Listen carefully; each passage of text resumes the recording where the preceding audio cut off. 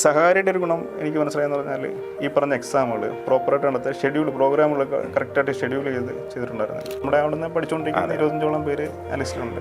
നമുക്കൊരു പോസ്റ്റ് മതി, ഒറ്റ പോസ്റ്റിൻ്റെ ആവശ്യമുള്ളൂ നമുക്ക്. ഞാൻ ആദ്യം ചെയ്തൊരു കാര്യം എന്താ വെച്ച് കഴിഞ്ഞാൽ, ഞാൻ ഈ എക്സാമിൻ്റെ നോട്ടിഫിക്കേഷൻ വരുമ്പോഴത്തേക്ക് ഞാൻ പറഞ്ഞ എൻ്റെ സഹപ്രവർത്തകരോട് പറഞ്ഞാൽ നിങ്ങൾക്ക് വേണമെങ്കിൽ അപ്ലൈ ചെയ്തു 4 പോസ്റ്റ് ഉണ്ട്, തുറന്നു എനിക്കുള്ളൂ.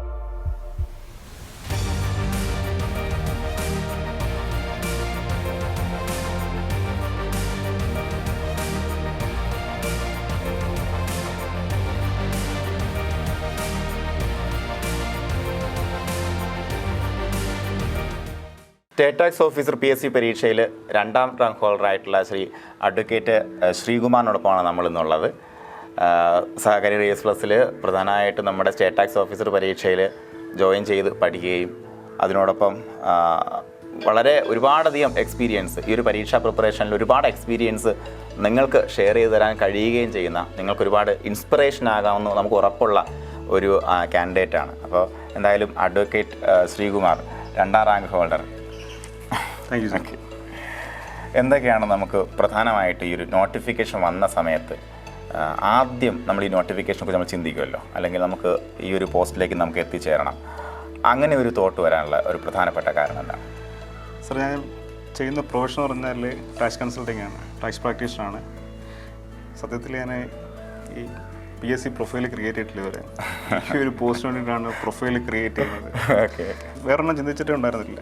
ഇത് മാത്രമായിട്ട് ഈ 2 പോസ്റ്റ് വന്നപ്പോഴത്തേക്ക് മാത്രമായിട്ട് ചെയ്തു. അതിൻ്റെ കൂട്ടത്തിൽ ജൂനിയർ അക്കൗണ്ടൻറ്റ് എക്സാമിനോട് പ്രിപ്പയർ ചെയ്തിട്ടുണ്ടായിരുന്നു. സുഹൃത്തുക്കൾ ആദ്യം സജസ്റ്റ് ചെയ്തത് എഴുത് നിനക്ക് കിട്ടുമെന്നുള്ള രീതിയിൽ പറഞ്ഞ സുഹൃത്തുക്കളുണ്ട്, എൻ്റെ കൂടെ പ്രാക്ടീസ് ചെയ്യുന്ന കൊളീഗ്സ് ഉണ്ട്, ഇവർ പറഞ്ഞ് ചെയ്ത് കിട്ടുമെന്നുള്ള രീതിയിൽ പറഞ്ഞു. പക്ഷേ പറഞ്ഞിറങ്ങി കഴിഞ്ഞപ്പോഴാണ് വെറുതെ പോരാ, കുറച്ച് കാര്യമായിട്ട് തന്നെ പ്രാക്ടീസ് ചെയ്ത് ഇത് ചെയ്താലേ കിട്ടുള്ളൂ എന്നുള്ള രീതിയിൽ. കോമ്പറ്റീഷൻ വളരെ കൂടുതലാണ്. 4 പോസ്റ്റ് മാത്രമേ ആകെ അന്ന് PSC പറഞ്ഞിട്ടുള്ളൂ. അപ്പം ചെറിയ കോമ്പറ്റീഷൻ അല്ല, വളരെ വലിയ കോമ്പറ്റീഷനാണ്. കഴിഞ്ഞ പ്രാവശ്യത്തെ നോക്കുമ്പോഴത്തേക്ക് അറിയാം, കോളേജ് പ്രൊഫസേഴ്സ്, അങ്ങനെ അഡ്വക്കേറ്റ്സ്, പ്രഗത്ഭരായിട്ടുള്ള ആൾക്കാർ, അങ്ങനെ കുറേ നല്ല ടീമാണ് ഇതിനകത്ത് വേണ്ടി ഇറങ്ങി. അതെ, ഇങ്ങനെയുള്ള ടീമാണ് ഇറങ്ങിയിരിക്കുന്നത്. ഇതിനിടയ്ക്ക് നമ്മൾ ചെല്ലുമ്പോഴെന്ന് പറഞ്ഞാൽ വെറുതെ ഇരുന്നാൽ പോരാ.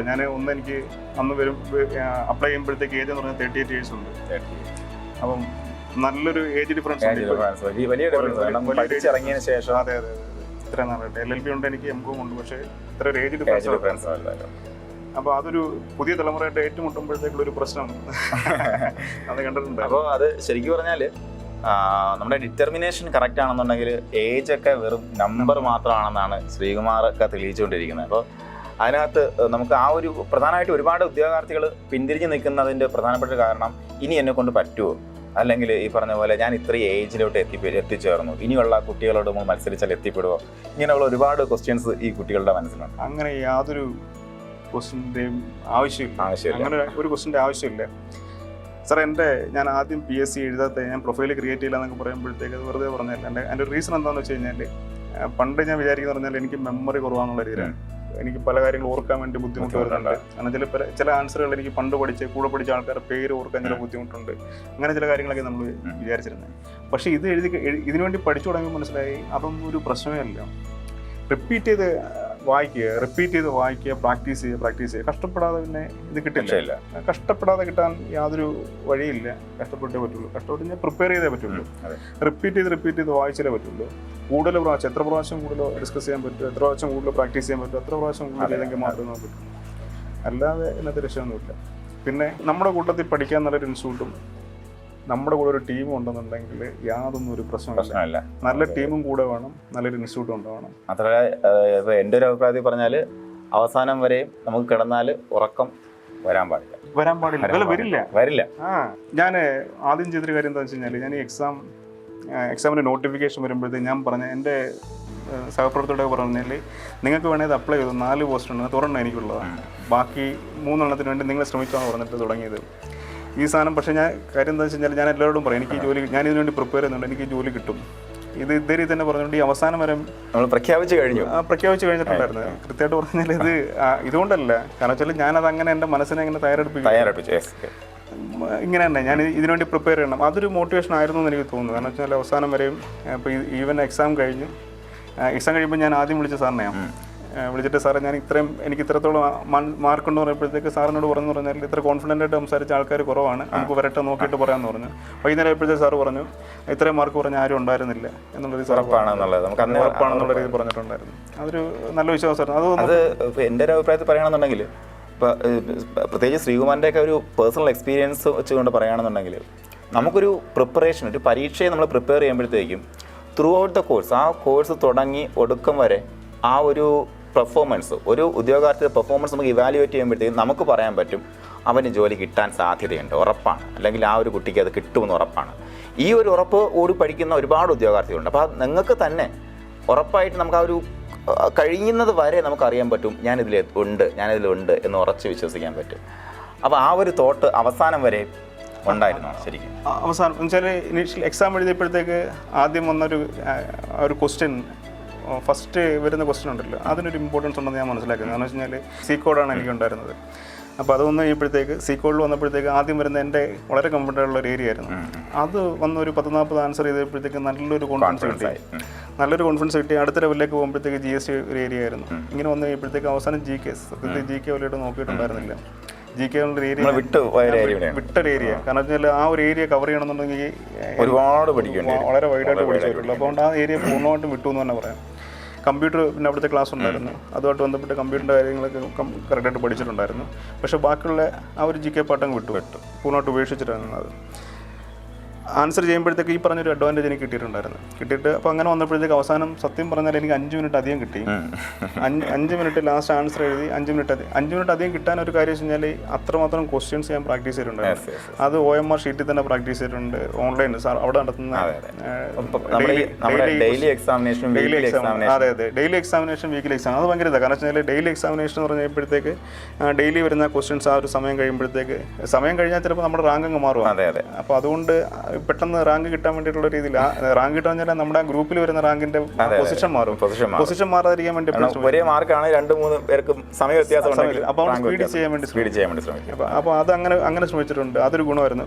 പിന്നെ വീക്കിലി അതിൻ്റെ ഒരു എക്സാം കൺസോൾട്ടേറ്റ് ചെയ്ത് വരുമ്പോഴത്തേക്ക് പറഞ്ഞാൽ ഈ ഒരാഴ്ച നടന്നിട്ട് എക്സാമിൻ്റെ എല്ലാം കൂടെ ചേർത്തിട്ട് ഒരു എക്സാം വരുമ്പോഴത്തേക്ക് മറ്റേത് വീണ്ടും പോയി റെഫർ ചെയ്യും. അതിനുശേഷം വന്നിട്ടാണ് നമ്മളത് എക്സാം അറ്റൻഡ് ചെയ്യുന്നത്. അപ്പോൾ ഇത് പല പ്രാവശ്യമായിട്ട് ഇതിങ്ങനെ പിന്നെയും നമ്മളിങ്ങനെ റിപ്പീറ്റ് ചെയ്തുകൊണ്ടിരിക്കുക. ഇപ്പോൾ അടുത്ത ലാസ്റ്റ് വന്നപ്പോഴത്തേക്ക് എക്സാമിൻ്റെ തൊട്ട് മുമ്പായിട്ട് വന്നപ്പോഴത്തേക്ക് നടന്ന എക്സാമുകളെല്ലാം പറഞ്ഞാൽ ഇതിനെല്ലാം റിപ്പീറ്റ് ചെയ്ത് വീണ്ടും ഇതെല്ലാം ഒന്നുകൂടെ കേട്ടുകൊണ്ടിരിക്കുക. പിന്നെ സഹാരിയുടെ ഒരു ഗുണം എനിക്ക് മനസ്സിലായെന്ന് പറഞ്ഞാൽ ഈ പറഞ്ഞ എക്സാമുകൾ പ്രോപ്പറായിട്ട് നടത്തുക, പ്രോഗ്രാമുകളൊക്കെ കറക്റ്റായിട്ട് ഷെഡ്യൂൾ ചെയ്തിട്ടുണ്ടായിരുന്നില്ല. അപ്പോൾ അത് ഒന്ന് നമുക്ക് നോക്കിയിരുന്ന ലൈവ് ഇതായിട്ട് പഠിക്കാം, ക്വസ്റ്റ്യൻസ് ഡിസ്കസ് ചെയ്യാം. അതിനകത്തൊരു അങ്ങനെ ഒരു പ്ലാറ്റ്ഫോം കിടപ്പുണ്ട്. ഇത് കൂടാന്ന് പറഞ്ഞാൽ ഏത് സമയവും പഠിക്കാം. ഇപ്പോൾ ജോലിയുള്ള എന്നെ വെച്ചോളം പറഞ്ഞാൽ വൈകുന്നേരം വന്ന് 1 മണിക്കൂർ ഇരിക്കാൻ പറഞ്ഞാൽ ചിലപ്പോൾ നടക്കില്ലായിരിക്കും. പക്ഷേ ഇത് എനിക്ക് ചിലപ്പം ജോലി സമയത്തും കേട്ടോണ്ടിരിക്കുക. ഒരു ഹെഡ്ഫോൺ എൻ്റെ ചെവിയിൽ എപ്പോഴും ഉണ്ടാവും. അതിപ്പോൾ ഇവിടെ അല്ല, വണ്ടി ഓടിച്ചുകൊണ്ടിരിക്കുമ്പോഴും ഹെഡ്ഫോൺ ചെവിയിലുണ്ടാവും. അതിങ്ങനെ നിന്നോട്ടൊരു കാര്യമാണ്. അത് വലിയൊരു കാര്യമാണ് പറയാം. ഇപ്പോൾ നമ്മുടെ ഉദ്യോഗാർത്ഥികളെ സംബന്ധിച്ചിടത്തോളം പലരും നമുക്ക് ജോലിയോടൊപ്പമുള്ള പഠനം എന്ന് പറയുമ്പോഴത്തേക്കും ഒരുപാട് പേര് പിന്തിരിഞ്ഞ് നിൽക്കുന്ന ഒരു സിറ്റുവേഷനാണ്, പ്രത്യേകിച്ച് ലേഡീസ് എല്ലാം. കാര്യം ഇത് എപ്പോഴാണ് സാറേ പഠിക്കുക, എല്ലാവരും ചോദിക്കുന്ന ഒരു ക്വസ്റ്റ്യനാണ്.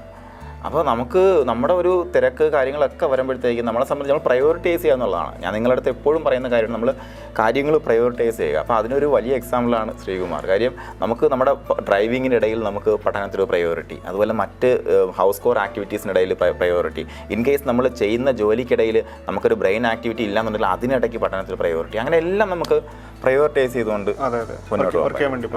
അപ്പോൾ ഇതിനകത്ത് ഞാൻ പറഞ്ഞില്ല സാറേ, ഒരു ഗ്രൂപ്പിൻ്റെ ഈ നമ്മളൊരു പഠന ഗ്രൂപ്പ് ഉണ്ടല്ലേ, കൂടെ പഠിക്കുന്ന ആൾക്കാരെ നമ്മളൊരു ഗ്രൂപ്പാക്കി എടുക്കണം. അത് നമ്മൾ തന്നെ ഡിസ്കഷനുള്ള വേണ്ടിയിട്ട് ചിലപ്പോൾ നമുക്ക് കിട്ടുന്നൊരു പെട്ടെന്ന് പോയിന്റ് അത് ചിലപ്പോൾ അവൻ അറിയണ്ടാവില്ല. ഇപ്പോൾ ഞാനും റിയാസ് സാറും ഒരുമിച്ച്, ഞാൻ റിയാസ് സാറ് ഷമീം സാർ എന്ന് പറഞ്ഞാൽ ഒരു ടീമായിട്ട് വർക്ക് ചെയ്യുന്ന ആൾക്കാരാണ്. അപ്പോൾ എനിക്ക് പുള്ളിക്ക് 1st റാങ്ക് ഉണ്ട്, എനിക്ക് 2nd, ഷമീം സാറിന് 6th റാങ്ക് ഉണ്ട്.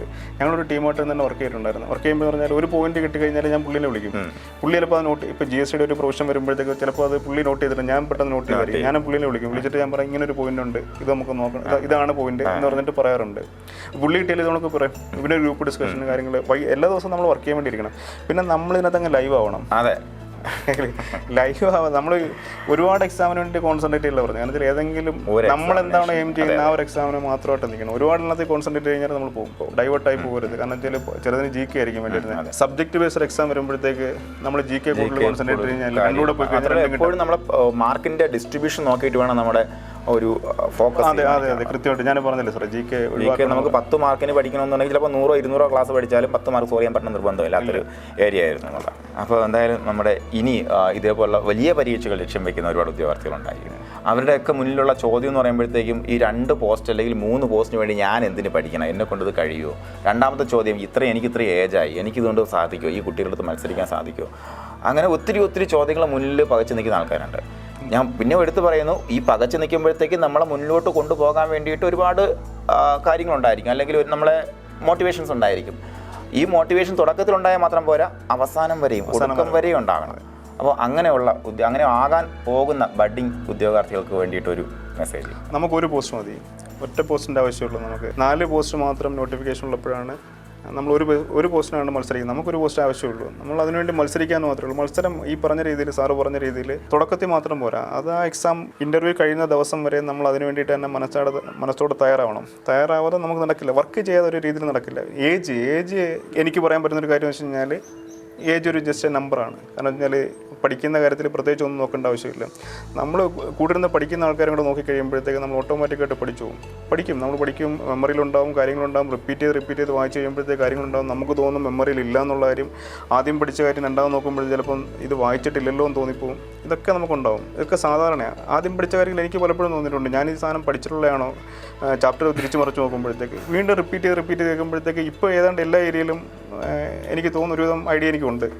അത്യാവശ്യം കാര്യങ്ങളെല്ലാം പഠിച്ചിട്ടുണ്ട്. ഇപ്പോൾ ചോദിച്ചു കഴിഞ്ഞാൽ എല്ലാ ഏരിയ അറിയാം. ഇപ്പോൾ GST ആയിട്ട് ബന്ധപ്പെട്ടാലും ശരി, മിക്ക പ്രൊഫഷൻസും പഠിച്ചിട്ടുണ്ട്. ഏത് ഏരിയ എനിക്ക് ഏറ്റവും പ്രശ്നമായിട്ട് തോന്നിയിരുന്നത് FM ആയിരുന്നു, ഫിനാൻഷ്യൽ മാനേജ്മെൻറ്റാണ്. അപ്പോൾ അത് കൂടുതലായിട്ട് ഞാൻ കോൺസെൻട്രേറ്റ് ചെയ്തു. എനിക്ക് തോന്നുന്നത് എൻ്റെ മാർക്കറ്റിനകത്ത് പെർസെൻറ്റേജിനകത്ത് ഏറ്റവും കൂടുതൽ നോക്കുമ്പോഴത്തേക്ക് FM-നാണ് എനിക്ക് ഏറ്റവും കൂടുതൽ മാർക്ക്. ഞാൻ അതിനകത്ത് കൂടുതൽ കോൺസെൻട്രേറ്റ് ചെയ്യുന്നുള്ള കാര്യം. FM കുറച്ച് ടഫാണ്, പക്ഷേ അതിനുവേണ്ടി കുറച്ച് സമയം കൂടെ അധികം സ്പെൻഡ് ചെയ്യേണ്ടി വന്നു. ചെയ്ത് കഴിഞ്ഞപ്പോഴത്തേക്ക് എനിക്ക് അതിനകത്ത് മാർക്ക് കിട്ടിയിട്ടുണ്ട്. വേറൊരു കാര്യം എന്താണെന്ന് വെച്ച് കഴിഞ്ഞാൽ, നമ്മുടെ മുന്നിൽ നമ്മൾ എക്സാം പ്രിപ്പയർ ചെയ്യാനിരിക്കുമ്പോൾ നമ്മുടെ മുന്നിൽ ഒരുപാട് തടസ്സങ്ങളുണ്ടാവും. നമ്മൾ ഈ പറഞ്ഞ രീതിയിൽ ഈ ഒരു ഏജിൽ നിൽക്കുമ്പോഴത്തേക്കുള്ളൊരു പ്രശ്നം എന്താ വെച്ച് കഴിഞ്ഞാൽ, ഞാൻ മാരീഡാണ്, വൈഫ് വർക്ക് ചെയ്യുന്നുണ്ട്, മോളുണ്ട്, അമ്മയുണ്ട്. ഞാനോട്ട് ഇപ്പോൾ കുടുംബനാഥൻ ഞാനാണ്. അപ്പം ഒരുപാട് കാര്യങ്ങൾ നമുക്ക് നോക്കേണ്ടി വരും. ഇപ്പം പല ഫംഗ്ഷനുകളൊക്കെ നമുക്ക് ഒഴിവാക്കേണ്ടി വരും. പല ഫംഗ്ഷൻ നമുക്ക് പോകാൻ പറ്റാതെ വരും. പലരും പരാതി പറയും, നമ്മളതൊക്കെ കേൾക്കേണ്ടി വരും. പ്രത്യേകിച്ചൊന്നും മിണ്ടാതിരിക്കുക എന്നുള്ള കാര്യം മാത്രമേ ഉള്ളൂ. അത് നമ്മളൊരു വഴിക്കേക്ക് വിടുക. പല ഫംഗ്ഷന് പോകാതിരിക്കുമ്പോഴത്തേക്ക് നാട്ടുകാർ പരാതി പറയുമ്പോഴത്തേക്ക് മിണ്ടാതിരിക്കുക, കേട്ടോണ്ടിരിക്കാന്ന് മാത്രമേ ഉള്ളൂ.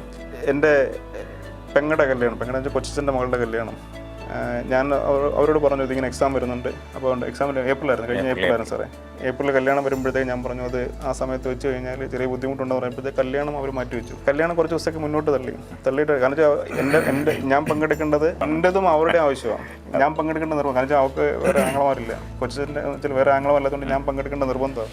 അവർക്ക് അങ്ങനെ ആഗ്രഹിക്കുന്നവരാണ്. അപ്പോൾ അതുകൊണ്ട് കല്യാണം ഒന്നും മാറ്റി. നമ്മളൊരു കാര്യം ദൃഢമായിട്ട് ചിന്തിച്ചിട്ട് നമുക്ക് ഈ സാധനം വേണം, ഈ ഒരു പോസ്റ്റ് വേണം, ഈ ഒരു ആഗ്രഹം നമുക്ക് നടപ്പിലാക്കണമെങ്കിൽ ലോകത്തെ മുഴുവൻ നമുക്ക് മാറ്റാൻ പറ്റും. പൗലോ കൊയ്ലോയുടെ ചെറിയൊരു വേരിയേഷന്, ലോകത്തെ മുഴുവൻ നമുക്ക് ഒന്ന് മാറ്റാൻ വേണ്ടി പറ്റും. ഈ ഒരു പോസ്റ്റ് നമുക്കിത് അതിയായ ഒരു ആഗ്രഹമാണെന്നുണ്ടെന്നുണ്ടെങ്കിൽ ലോകത്തെ മുഴുവൻ ഒന്ന് മാറ്റാം. എല്ലാവർക്കും പറ്റുന്നേ ഉള്ളൂ. ഞാൻ തന്നെയാണ് അതിന് തെളിവ്, വേറെ ആരുമില്ല. എന്തായാലും വരുന്ന ഔദ്യോഗിക ജീവിതത്തിൽ എല്ലാവിധ ആശംസകളും. Thank you sir. Thank you for support. Okay, നമുക്കും അത് ഉറപ്പായിട്ടും സപ്പോർട്ട് വേണം. Thank you.